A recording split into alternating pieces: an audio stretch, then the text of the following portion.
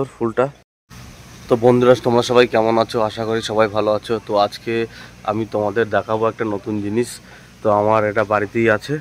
তো এই দেখো, এটা হচ্ছে আমার ড্রাগন ফ্রুট। এই ফুল এসছে, দেখেছো? ফুটেছে কত সুন্দর ফুলটা। আর এইখানে আছে কটা ফুল এইখানে। আর এইখানে ড্রাগন হয়েছে, তো আবার পেকেও গেছে। তো ড্রাগন দুটো ছোট হয়েছিল, আরও বড় হয় এর থেকে, কিন্তু প্রথমবার হলো তো ছোট হয়েছে। আর এইখানে আছে বড়, এই দেখো এই সাইডটা বড় হয়ে যাওয়া, এই দেখাতে পাচ্ছি, তোমরা দেখতে পাচ্ছ, এই দেখো পেকেও গেছে। আর এখানে জোড়া ফুল, এই দেখেছো গাছটা কত বড়, কেমনভাবে আমরা লাগিয়েছিলাম আর কেমনভাবে হয়েছে। তো এরকমভাবে ড্রাগন গাছ লাগাতে হয় ছাদের উপরে, আর এরকম তোমরা যদি লাগাও তোমরাও ফল পাবে। আর এই গাছটাতে এসছে দুটো, এই গাছটায় দুটো এসছে, আর এখানে ফুল এসছে। আর এগুলো ছোট চারা করে লাগানো হয়েছে।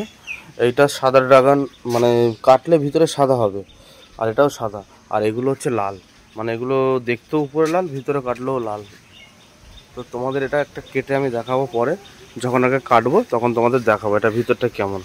আর একটা কথা বলতে, আমাদের গাছের এই ড্রাগন ফ্রুট খুব মিষ্টি অন্য গাছের থেকে, কারণ এরা পুরো ঘরোয়া সার ইউজ করি। তো যেমন গোবর সার দিই, এই গোড়াতে এখানে গোবর সার দিয়ে দিই।